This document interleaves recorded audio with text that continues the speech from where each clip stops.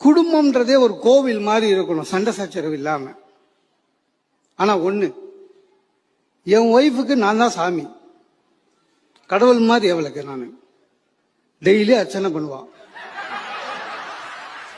நானும் கடவுள் மாதிரி வாயே திறக்க மாட்டேன், ஒன்னும் செய்ய மாட்டேன். சண்டை ஆண்கள் நல்லா போடுவாங்களா பெண்கள் நல்லா போடுவாங்களா? கொஞ்ச நேரம் முன்னாடி நீங்க பாத்தீங்க, அந்த அம்மா பேசின பிறகு எனக்கு பேச்சே வரமாட்டேது. எழுந்து வந்து அடிக்குமோன்னு பயமா இருக்கு. பெண்கள் எப்பவுமே தெரியுமா சார், அவங்களுக்கு ஒரே ஆயுதம் என்ன தெரியுமா? வாய். நம்மளால ஜெயிக்க முடியாது. மிலிட்ரி மாதிரி சார், எப்பவும் சண்டைக்கு ரெடியா இருப்பாங்க சார்.